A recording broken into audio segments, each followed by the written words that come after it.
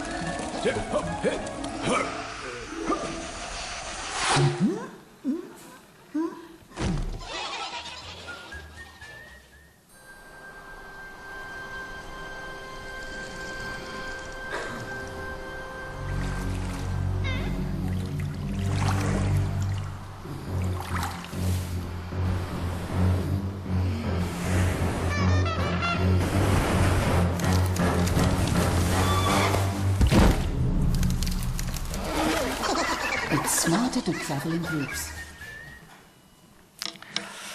아주 짧은 영상입니다. 그런데도 불구하고 깊은 감동이 있습니다. 그리고 가르침이 있고 교훈이 있습니다.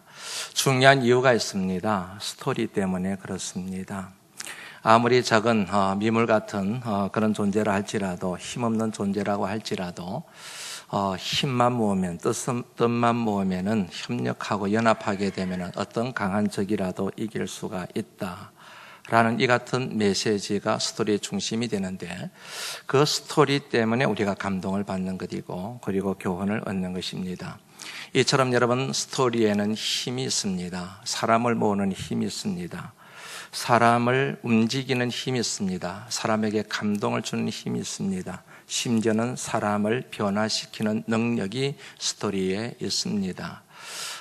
스토리를 지배하는 자가 세상을 지배한다라고 하는 말이 있습니다. 과언이 아닙니다.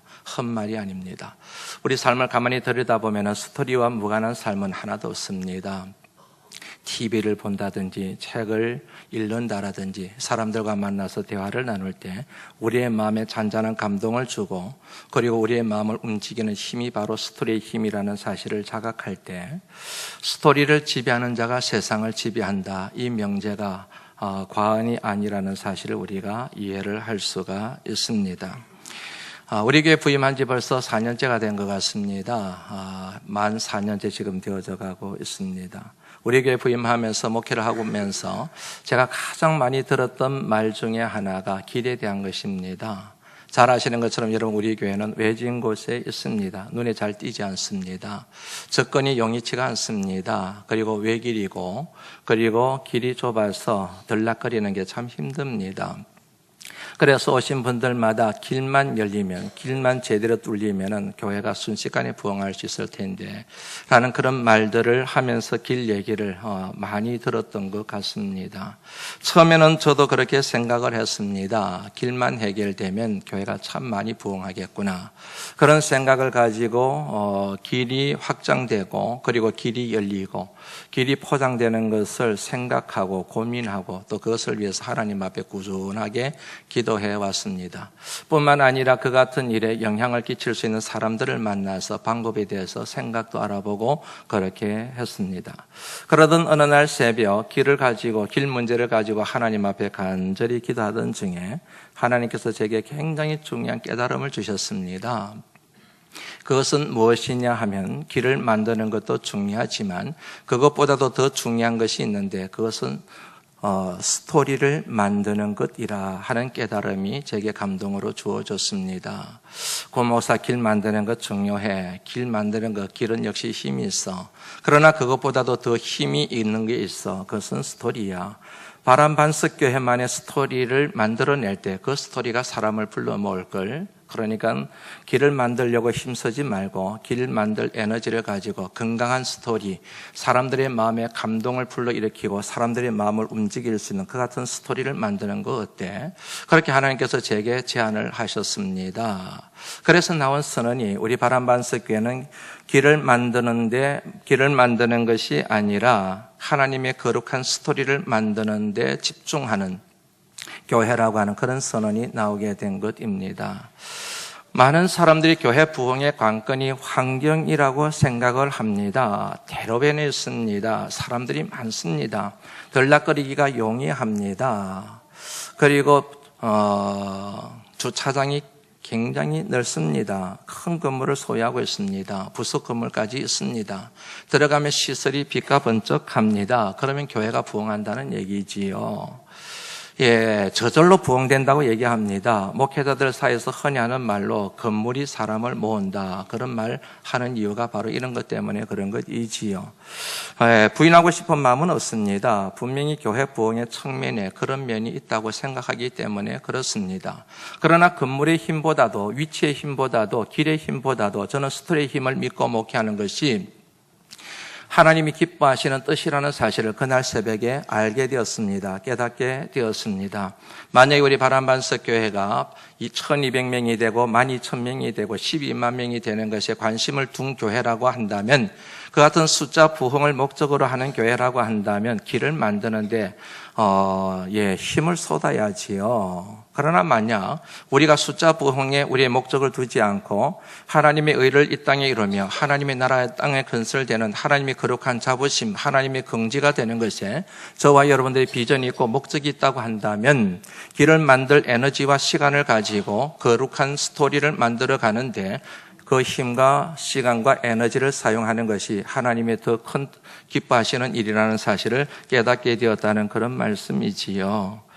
인간은 이야기하려고 하는 본능이 있다. 그리고 인간은 이야기를 통하여, 스토리를 통하여 사회를 이해하게 된다. 제 말이 아닙니다. 미국의 저명한 학자 존 닐이라고 하는 사람이 그 말을 했습니다. 그런데 이 말을 꼼꼼하게 짚어보면서 참 기발한 말을 했구나 하는 생각이 들어요. 이야기를 통하여 사람들은 사회를 이해하게 된다. 한 사회가 어떤 사회인지를 알아보려고 하면 그 사회가 만들어낸 스토리가 있는데 그 스토리를 눈여겨보면은, 그 스토리를 자세하게 들여다보면은 그 사회가 어떤 사회인지를 알 수 있다는 그런 이야기이지 않습니까? 왜냐하면 그 스토리에는 그 사회가 가지고 있는 가치관이 들어있거든요. 그 스토리 속에는 그 사회를 구성한 사람들의 가치관이 들어있습니다. 문화가 들어있습니다. 삶을 살아가는 삶의 방식들이 들어가 있습니다. 그러므로 스토리를 들여다보면은 그 사람들이 뭔 생각을 하고 살아가는지, 인생의 목적을 어디에 두고 있는지, 그 사회의 가치관이 무엇인지를 알 수 있다는 그런 의미지 않습니까? 우리 바람반석교회로 가게 되었다. 4년 전에 그리 얘기했을 때 10중 8구 그런 반응을 하시더라고요. 그 살인사건 많이 난 거 그러시더라고요. 10명이 9명 그렇게 대답을 했어요, 솔직히. 사실은 여러분 피할 수 없는 사실이지 않습니까? 이곳에서, 물론 바라는 아니지요. 하승이라고 하는 그 도시에서 살인사건이 연쇄적으로 일어나지 않았습니까? 해결되지 않았지 않습니까? 그 같은 스토리가 매스컴을 통하여 전국에 알려졌잖아요. 그러니까 하승이라고 하는 도시를 이해할 때 사람들은 그 스토리를 통하여 살인사건이 일어났고 그리고 범죄가 많이 일어나는 곳으로 그렇게 등식이 맺어져서 화승이라는 도시를 이해하게 된다는 얘기인 거지요. 화승에서 일어난 스토리가 화승이라고 하는 도시의 정체성을 정의를 내려버리는 이 같은 일들이 일어나게 된 것. 그것이 바로 뭐냐면은 좀 닐이라고 하는 사람이 말한 의도이거든요. 그거는 한 개인의 생애도 마찬가지입니다. 한 개인의 생애. 한 개인마다 생애가 있습니다. 삶의 여정이 있습니다. 그런데 그 삶의 여정은 저절로 되는 게 아니잖아요. 그 사람이 살아온 삶의 수많은 스토리들이 엮여져 가지고 삶의 여정이 되는 거거든요. 그래서 라이프 전이라는 말을 쓰거든요. 수많은 스토리들. 태어나기 전부터 엄마의 태몽이라든지 거기서부터 수많은 이야기들, 스토리들이 엮여져 가지고 한 사람의 인생이 되고 일생이 사실은 되는 것이거든요. 그러므로 그 사람이 겪은, 그 사람이 써내려간 스토리를 가만히 들어보면은, 아, 이분은 이런 인생을 사셨구나. 이분의 약점이 왜 이렇게 생겼구나. 이게 이유가 되었겠구나. 뭐 그런 생각을 할 수 있는 거이지 않겠습니까? 그래서 그 사람이 살아온 삶의 스토리를 들어보면은 그 사람이 어떤 사람인지를 알 수가 있게 되는 거이지요. 여러분, 그거는 교회도 예외가 아닙니다. 예. 교회 밖에 있는 사람들은요, 교회 안에 사람들이 만들어가는 스토리를 듣고 이 교회가 어떤 교회인지, 좋은 교회인지, 나쁜 교회인지, 건강한 교회인지, 아니면 건강하지 못한 교회인지, 그것을 이해하게 되고 그들이 믿는 바를 이해하게 되는 거 여러분들 아시지요? 그 교회에서 좋은 스토리가 흘러나와요. 제안 얘기들이 흘러나와요. 그러면 사람들은 수용적이게 되지요. 인정하게 되지요. 저 사람들은 달라. 그렇게 얘기를 할 수가 있지 않겠습니까? 근데 좋은 얘기가 흘러나오질 않아요. 나쁜 얘기만 흘러나와요. 맨날 싸운다라든지 아니면 교인들 간에 뭐 어떤 일, 저떤 일이 있다 이런 스토리들이 흘러나오게 됩니다. 그러면 교회를 미워하게 되지요. 신뢰하지 않게 되지요. 그 교회뿐만 아니라 복음에 대해서도 마음의 문이 닫혀버리는 그런 일들이 일어나는 거 있지 않겠습니까? 그런 면에서 여러분, 교회와 그리스도인들이 교회 밖의 사람들에 대하여 우리가 복음의 증인이 되어야 되는데, 그러기 위해서는 좋은 스토리를 만들어야 됩니다. 건강한 스토리를 만들어야 되지요. 사람들의 마음을 움직일 수가 있고 사람들의 마음에 감동을 불러일으키고 그것이 은혜가 되고 능력이 되어져서 그들로 하여금 교회로 발걸음이 옮겨지게 만드는 그런 스토리를 만드는 스토리 메이커가 되어야 된다는 그런 말씀이지요. 훌륭한 얘기를 만들고 그리고 사람들의 마음에 감동을 불러일으키는 그 같은 스토리를 만드는데 몇 가지 원리들이 있습니다. 많이 있는데 그 가운데서 한 3가지 정도만 간략하게 정리를 해보지요. 그 첫 번째는 글을 쓰는 스토리를 만드는 목적이 분명해야 됩니다. 그런데 스토리를 만드는 목적이 분명한 것은 필요 조건이에요. 충분 조건 하나가 더 따라야 됩니다. 그것은 건강해야 됩니다. 스토리를 만드는 목적이 분명한 동시에 그 목적이 건강해야 돼요. 내가 왜 이 글을 쓰는지, 왜 이 스토리를 만드는지, 스토리를 만드는 목적이 분명할 뿐만 아니고 그 목적이 건강해야 그 스토리가 사람들의 마음에 감동을 불러일으킬 수 있다는 그런 의미이지요. 하나님의 교회가 써내려가는 스토리의 목적은 하나밖에 없습니다. 그것은 바로 하나님의 영광입니다. 하나님의 영광을 선포하는 것입니다. 하나님의 영광을 드러내는 것입니다. 숫자가 아닙니다. 부흥이 아닙니다. 예산이 아닙니다. 땅 사는 게 아닙니다. 하나님의 영광을 선포하고 하나님의 영광을 드러내는 것, 그것이 하나님의 교회가 써내려가는 스토리의 가장 궁극적인 목적이어야 함을 믿으실 수 있기를 주의 이름으로 축원합니다. 10년이라고 하는 긴 세월이 훌쩍 지난 것 같습니다. 노펀드 승유교회를 사임하고 미국 이민교회를 시작했습니다. 미국 이민교회를 시작한 지 얼마 지나지 않아서 제가 참 사랑하고 존경하는 분이기도 하지요. 그분이 한번 제 사모님이셨는데 제게 오셔서 이런 말씀을 한번 하시더라고요. 어떤 말씀을 하셨느냐면 목회자는 석세스 스토리가 있어야 됩니다. 그래야 큰 교회에 갈 수가 있습니다. 석세스 스토리, 성공담이 있어야 된다는 얘기인 거지요. 한 교회를 갔는데 그 교회가 수조로 부흥했다라든지 큰 교회 건물을 지었다든지 그런 석세스 스토리가 있어야 큰 교회로 부임할 수가 있습니다. 그런 말을 하는데 그때 제가 여러분 참 어리석게도 동의를 했어요. 동의를. 맞습니다. 그렇게 동의를 했습니다. 2가지 측면에서 동의를 했는데 첫 번째는 뭐냐면 그게 한국교회 현실이라는 것이지요. 큰 교회가 담임 목사를 청빙할 때 뭐 아무나 청빙합니까? 나름대로 석세스 스토리를 가지고 있는 목회자를 큰 교회로 청빙하지 않습니까? 그러니까 석세스 스토리가 있으면 큰 교회로 부임할 가능성이 굉장히 높아지는 거지요. 뿐만 아니라 그분이 써내는 책은 베스트셀러가 되지 않습니까? 그리고 인기 강사가 돼서 이 교회, 저 교회, 이 집회, 저 집회 불려다니면서 여러분 강의를 할 수가 있지 않겠습니까? 그런 면에서 여러분 목회자로 이렇게 좀 근사한 삶을 살려고 하면은 석세스 스토리를 만드는 게 현실적으로 맞는 거이죠. 그런 면에서 제가 동의를 했다는 얘기입니다. 그리고 두 번째 동의가 있었는데요. 그것은 제 심리적 동의였습니다. 나도 그러고 싶다. 이 이민교회에서 석세스 스토리를 만들어서 한국에 내놓으라는 교회에 청빙받았으면 좋겠다라고 하는 이 부분에 대한 심리적 동의가 있었다는 그런 얘기입니다. 그러기를 10년이라는 긴 세월이 지났습니다. 호되게 당했어요, 제가 하나님한테.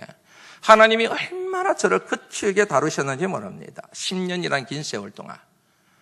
얼마나 하나님이 저를 거칠게 다루셨는지 너무너무 아프고 영혼의 고통이 심해서 죽음을 사모할 정도였어요. 그때 제가 생각했던 게, 목회자도 자살할 수 있겠구나 하는 생각을 제가 했어요. 제 아이덴티티. 목회자로 아이덴티티가 이게 딱 파괴져 버리고 무너져 버렸을 때, 다가오는 거 뭐냐면 겪게 되는 그 영혼의 고통이라고 하는 것은 상상을 초월할 정도였거든요. 그래서 죽음을 사모하게 했던 적이 있습니다. 그때 하나님께서 저로 하여금 철저하게 회개하게 하셨습니다. 이런 부분에 대하여 저런 부분에 대하여 한마디로 말씀드리면 거짓된 목회였습니다. 여러분도 아시죠? 제가 잘못 목회를 했다거나 거짓된 목회를 한 것은 그렇게 생각하지 않아요. 성실히 했어요. 정직하게 목회했어요. 저 자신이 용납을 못하는 성격이지 않습니까? 그럼에도 불구하고 하나님께서 고 목사 지금까지 목회는 거짓된 목회여서 그런 도전을 주시는데 견딜 수가 없었지요. 회개 많이 했어요. 그런데 집중적으로 하나님이 저로 하여금 회개하게 만드신 게 있었습니다. 그것은 뭐냐면 10여 년 전에 그 말에, 그 사모님의 말에 동의한 것을 하나님이 생각나게 하시는 거예요. 10여 년 전에 너 동의했지. 그거 틀린 거야. 그거 잘못된 거야. 그거 악한 생각이야. 하나님이 그것을 덜쳐내셔서 저를 괴롭히시면서 회개해라. 그렇게 목회하면 안 돼. 하나님 말씀하시는데 제가 참 힘들었다는 그런 얘기이지요.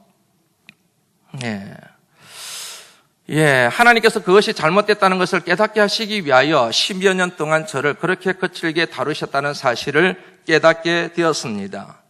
고통의 여정이었습니다. 그러나 그것이 제게는 은혜였습니다. 왜냐하면 그 같은 여정을 통해서 제 개인적인 욕심과 욕망, 야망이 담긴 석세스 스토리가 아니라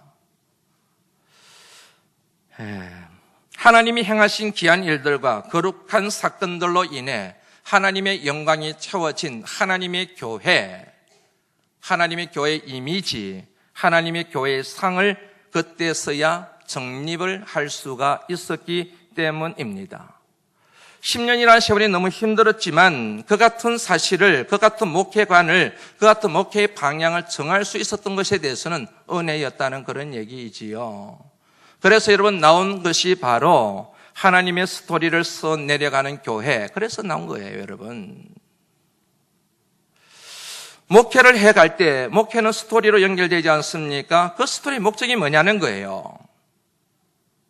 하나님의 영광이 있어야 되는데 그것은 입에 발린 말일 뿐 실상은 이 같은 스토리를 디딤돌로 삼아서 더 큰 교회, 더 대우가 좋은 교회 가려가는 그 같은 욕심이 내재된 잘못된 방향의 스토리를 써내려갈 가능성이 많다는 사실, 그런 얘기이지 않습니까? 그거는 여러분 목회자에만 해당되는 것이 아니고 여러분들도 마찬가지라는 것 아시지요? 둘째, 훌륭한 스토리가 되기 위해서는 진실해야 됩니다. 진실. 거짓이 없어야 됩니다.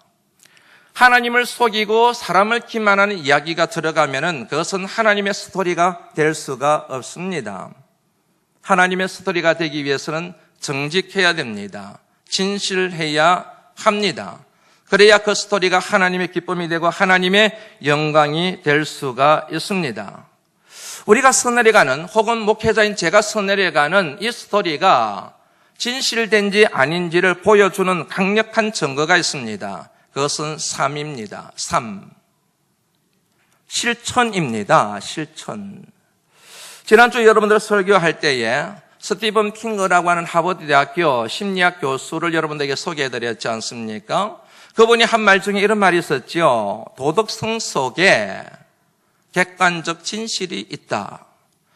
이 진실이 객관적이냐 아니냐, 이게 진짜냐 아니냐를 뭘 보면 알 수 있다는 겁니까? 그 사람의 도덕성을 보면 알 수 있다는 거잖아요. 도덕적이고 윤리적인 삶을 보면은 이 사람이 말하고 있는 거나 살아가고 있는 게 진짜인지 아닌지를 알 수 있다는 그런 얘기이지 않습니까? 예, 교회가 써내려가는 스토리도 마찬가지인 거지요. 마찬가지입니다. 저와 여러분들이 믿고 있는 진리, 기독교 복음, 그게 진짜인지 아닌지는 예수 그리스도를 믿는다고 하는 저와 여러분들이 살아내고 있는 삶이 윤리적으로 도덕적으로 봤을 때 그게 사실이냐 아니냐, 그거를 통해서 증명되고 설명이 된다는 그런 얘기잖아요.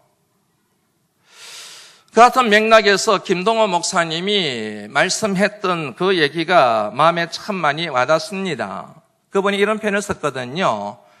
연구 보고서가 있고 실험 보고서가 있다, 그런 말을 했습니다. 연구 보고서가 있지요. 한마디로 말씀드리면 연구한 결과입니다. 책상 머리맡에 앉아서 머리로 생각하여 지혜를 짜내서 만들어낸 보고서를 일러서 연구 보고서라고 그러잖아요.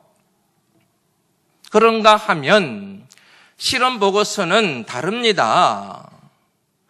연구한 결과가 아니라 연구한 결과에다가 실험한 결과이지 않습니까? 실험해보는 것이지요. 목회자가 설교를 할 때 설교는 연구 보고서가 아니라 실험 보고서여야 된다. 주석을 보면서 이 책 저걸 보고 난 뒤에 연구해서 설교를 하는 것이 아니라 그 말씀을 실제로 살아보고 난 뒤에 그 결과를 가지고 교인들과 함께 나누는 것이 설교여야 된다. 그분이 그렇게 주장하거든요. 저는 그 말에 전적으로 동의를 합니다. 목회자의 설교가 연구 보고서가 아니라 실험 보고서여야 하듯 그 교회가 가지고 있는 스토리가 연구 보고서가 아니라 실험 보고서가 될 때에 그 교회가 써내려가는 교회가 진실된 하나님의 스토리요, 교회 밖에 있는 수많은 사람들에게 감동을 불러일으키는 능력이 될 줄로 믿습니다. 셋째, 건강한 스토리가 되기 위해서는 인과관계가 중요합니다. 다시 말하면 원인과 결과의 관계입니다. 인과관계는 여러분 스토리와 스토리를 연결하는 고리 역할을 합니다. 이 같은 고리가 있어야, 인과관계가 있어야 스토리가 재미가 있어요. 드라마틱해요. 그리고 의미심장한 메시지를 전달받을 수가 있어요. 그러므로 스토리를 만들어 갈 때에 중요한 게 인과관계입니다. 어려운 말이지요. 한번 쉽게 설명을 해보지요. 제가 스토리를 하나 얘기해보지요. 왕이 있었습니다. 그리고 왕비가 있었습니다. 그런데 어느 날 왕이 죽었습니다. 그리고 얼마 있지 않아서 왕비도 죽었습니다. 스토리는 스토리인데 재미가 없어요. 아무런 의미가 전달되지를 않아요. 그런데 이 스토리를 이렇게 바꿔볼까요? 왕과 왕비가 있었습니다. 너무너무 사랑했습니다. 그런데 어느 날 왕이 죽었습니다. 왕의 죽음 앞에서 왕비는 너무너무 슬펐습니다. 왕이 너무너무 그리웠습니다. 그 슬픔을 이겨내지 못하고 결국에는 그 왕비도 왕을 따라서 죽었습니다. 같은 스토리이지요. 왕도 죽었고 왕비도 죽었다는 것은 같아요. 그런데 뭐냐면 앞 얘기는 인과관계가 없어요. 그런데 뒷 얘기는 인과관계가 있지요. 왕비가 죽었는데 누구 때문에? 왕 때문에. 왜? 왕을 너무 사랑했기 때문에, 너무 슬펐어. 여기서 뭐냐면 드라마틱한 요인, 다시 말하면 재미와 의미가 전달이 되는 거잖아요. 하나님이 스토리를 써내려갈 때도 굉장히 중요한 여러분 인과관계 핵심 키워드가 있는데 그 키워드가 뭐냐면 하나님이에요. 하나님의 사랑, 하나님의 은혜. 하나님은 천지우주 만물을 창조하신 창조주 하나님이시고 그 하나님이 전지하시고 전능하신 분이시며 그 하나님이 살아계시는데 그 하나님이 나를 사랑하셔. 나를 구원하셔서 내 삶을 인도하시고 우리 가정과 함께 하시고 내 자녀들의 앞길을 열어주셔서 내 문제를 해결해 주셔서 하나님이 하셨어. 하나님이 모든 스토리를 연결해가는 인과관계의 핵심 키워드라는 것이지요. 그렇게 될 때 하나님의 스토리가 진정한 하나님의 스토리로서의 능력을 갖게 된다는 그런 이야기이지 않습니까? 하나님이 빠져버리면 노변 정담에 지나지 않는 것이지요. 그냥 세상의 한 스토리에 지나지 않는 것이지요. 그런 면에서 여러분, 그냥 스토리가 아니라 우리 바람반석교회가 써내려가려고 하는 것은 진정한 주인공이 하나님이심을 선포하며 써내려가는 하나님의 스토리가 되어야 할 줄로 믿습니다. 이처럼 우리가 써내려가는 스토리가 그 목적이 하나님의 영광에 있고 그 스토리가 진실하며 하나님과 인과관계를 명확하게 하는 그 같은 스토리라고 한다면 우리 바람반석교회가 써내려가는 그 스토리는 세상을 뒤집고도 남음이 있는 능력이 되고 파워가 될 줄로 믿습니다. 오늘 본문의 주인공이 있습니다. 사무엘입니다. 사무엘이 주인공처럼 여겨지지만 사실 그 배후에는 그의 어머니 한나가 있습니다. 한나의 스토리를 여러분들이 잘 아시지요. 결혼을 했는데 애가 나와 결혼을 했는데 자식이 없어요. 첩은 자식이 있었습니다. 그 첩 때문에 굉장히 상처를 많이 받았습니다. 조롱과 멸시를 당했습니다. 견딜 수가 없었습니다. 그래야 하나님의 전에 가서 자식을 위하여 기도하기 시작합니다. 그냥 기도하지 않습니다. 금식하며 기도합니다. 다시 말하면 생명 걸고 기도했다는 얘기입니다. 집중하여 하나님 앞에 기도합니다. 그것도 모자라서 나중에는 서원하며 하나님 앞에 기도합니다. 하나님, 제게 아들을 주시면 이 아들을 하나님께 드리겠습니다. 여러분, 단지 자식이 없어서 그것으로 인하여 받은 상처를 해결하기 위하여, 원수를 갚기 위하여, 안갚음하기 위하여 그런 서원 기도를 한 것이 아닙니다. 그 당시 이스라엘 백성들은 너무나도 암울한 환경에 놓여 있었습니다. 이 같은 민족의 암울한 현실을 타개해가는 일에 자기 아들이 쓰임받기를 간절히 바라는 염원이 한나의 서원 속에 있는 것입니다. 하나님께서 그에게 아들을 주셨습니다. 사무엘이라고 이름을 지었습니다. 학자들이 하면 한 3살이 되었을 때 한나가 약속을 지키게 됩니다. 그 아들을 하나님의 전에 바칩니다. 떨어서 지내게 됩니다. 한나는 집에서, 그리고 사무엘은 엘리 밑에서 성전에서 자라게 됩니다. 한나가 사무엘을 만날 때가 있습니다. 매년 절기에 하나님 앞에 예배를 드리러 갔을 때 그때 여러분 한나가 사무엘을 만나게 됩니다. 한나가 사무엘을 만날 때 빈손 들고 가지 않았고 중요한 것을 하나 들고 갔는데 그 말씀이 19절 말씀에 나오지요. 사무엘하 2장 19절 말씀 한번 같이 읽어볼까요? 시작.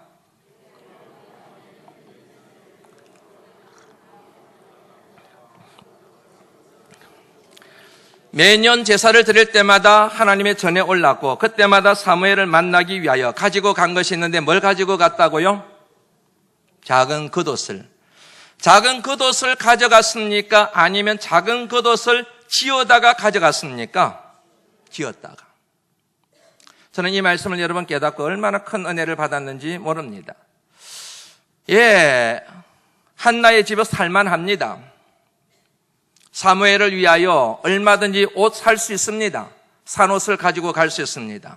그럼에도 불구하고 한나는 옷을 사지 않았습니다. 손수 지었습니다. 왜 그랬을까요? 나중에 하나님 나라 가서 물어봐야 정확하게 답을 알겠지만 제 개인적인 생각은 그렇습니다. 아들을 잊지 않기 위하여, 잊지 않고 사무엘을 위하여 기도하기 위하여. 사무엘의 뜻과 상관없이 어머니 한나는 하나님께 서원했습니다. 하나님께 드리겠습니다. 마치 피덩이와도 같은 그 아들을 성전에 바쳤습니다. 집에 지내고 있는 이 한나의 마음이 얼마나 아프겠습니까? 한나는 그 아픈 마음을 묶어서 사무엘을 위하여 기도하기로 마음에 작정한 것 같습니다. 그래서 택한 방법이 옷을 짓는 것입니다. 정기적으로 하나님의 전에 가서 예배를 드리는 날, 그날 사무엘을 만나게 될 터인데 그때 그에게 줄 옷을 짓는 것입니다. 옷을 짓는 과정은 지금도 여전히 복잡합니다. 그 과정 하나하나를 거치면서 한나는 끊임없이 사무엘을 생각하며 사무엘을 위하여 기도합니다. 기도의 끈을 놓치지 않습니다. 기도의 고리가 끊어지지를 않습니다.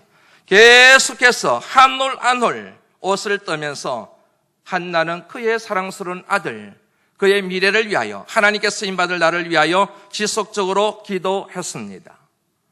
이 같은 의도와 목적을 가지고 작은 겉옷을 사서 가져간 것이 아니라 작은 겉옷을 스스로 지어서 그렇게 가져갔다 생각을 합니다. 드디어 만났습니다. 그랬을 때 여러분, 한나가 옷만 덜렁 주고 왔을까요? 아니면 많은 얘기를 나눴을까요? 옷만 덜렁 주고 온 것이 아니라 많은 얘기를 나눴을 거예요. 여러분, 사무엘을 한번 생각해 보시죠. 그 아이의 입장에서 한번 생각해 보시지요. 엄마, 왜 나는 여기서 살아야 돼?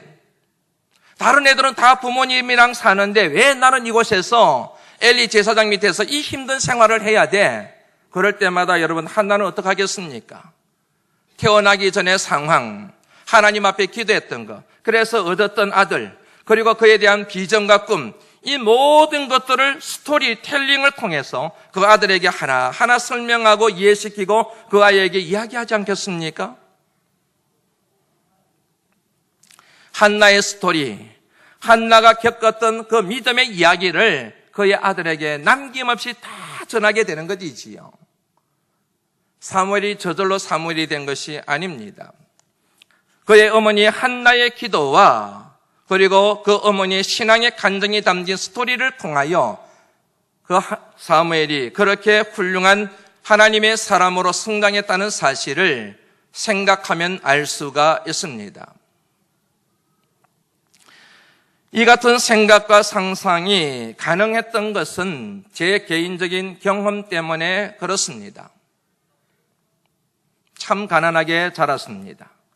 제가 가난하게 자랐다고 얘기를 하니까 그냥 목사님 어렵게 자랐나 보다 생각하는데 그러지 않습니다. 여러분들이 생각하는 것 이상으로 가난하게 자랐습니다. 힘들게 자랐습니다. 그럼에도 불구하고 저를 비롯하여 저희 삼형제가 참 곱게 자랐습니다. 고관 대작을 한다든지 아니면 세상의 부귀영화를 누린다든지 그것은 아니지만 믿음 안에서 든든하게 하나님의 기쁨이 되는 그 같은 가정들을 이루고 그 같은 삶을 살아가고 있습니다. 이 배후에 결정적인 역할을 한 분들이 있습니다. 바로 저희들의 부모님입니다. 저희 부모님이에요. 저희 부모님의 기도를 잊을 수가 없습니다. 한 번도 새벽 기도를 빠진 적이 없습니다. 특별히 저희 아버지. 새벽 기도를 끝나고 나서 돌아오셔서는 저희 형제 삼형제가 자는 머리맡에서 한 사람 한 사람 이름 불러가면서 날마다 저희 형제들을 위하여 기도해 주셨습니다.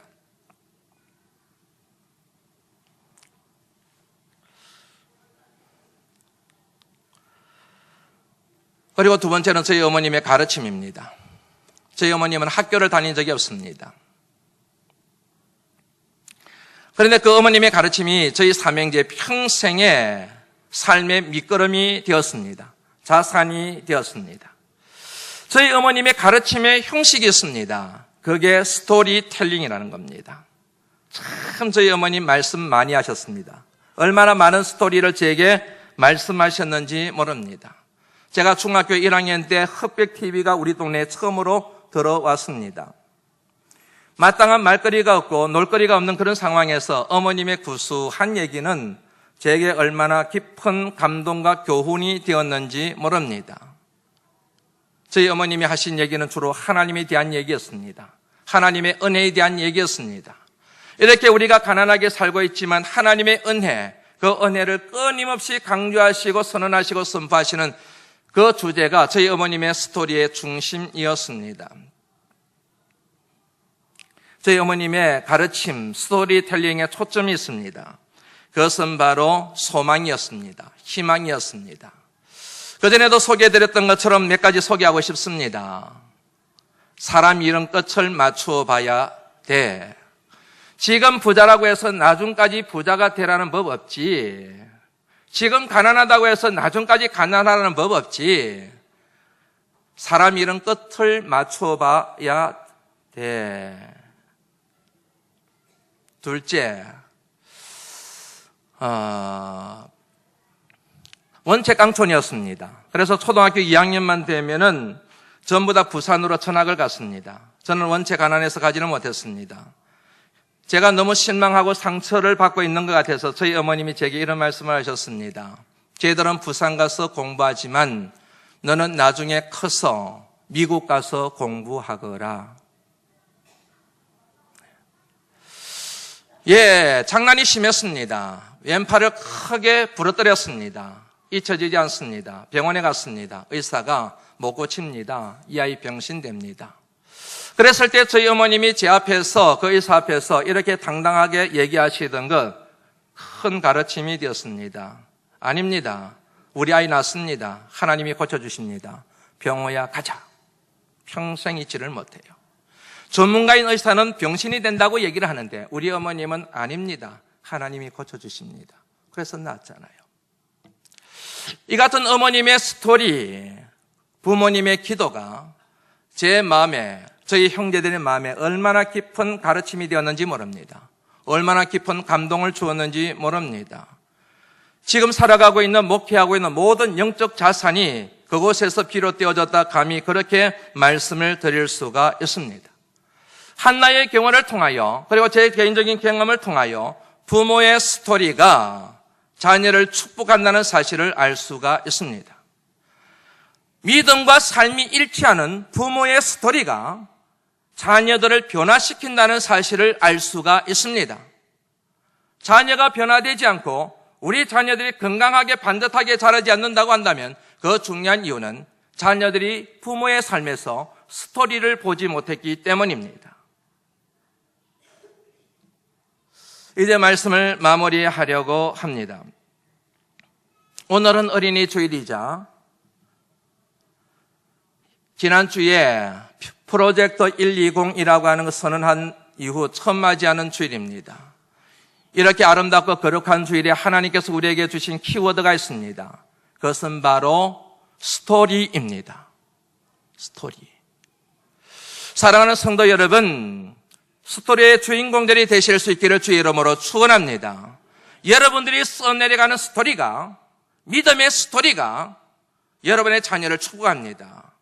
여러분들이 써내려가는 신앙의 스토리가 교회 밖에 있는 수많은 사람들에게 감동을 주고 그들의 마음을 주님 앞으로 이끌게 만드는 원동력이 된다는 사실을 여러분들 기억하셔서 아름다운 하나님이 기뻐하시는, 하나님의 자부심이 되시는 스토리 메이커가 되실 수 있기를 주의 이름으로 축원합니다. 앞부분에서 우리가 영상을 봤습니다. 짧은 영상이었습니다. 짧은 영상이었지만 그럼에도 불구하고 감동은 깊었습니다. 인생은 길이로 자랑하는 것이 아닙니다. 인생은 여러분 스토리로 말하는 겁니다.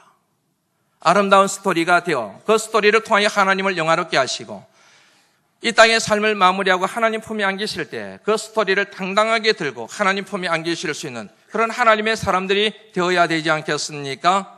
그리 될 수 있기를 다시 한번 주의 이름으로 축원합니다. 기도합니다. 하나님 감사합니다. 말씀 주신 대로 살게 하여 주옵소서. 예수 그리스도 이름으로 간절히 기도드리옵나이다.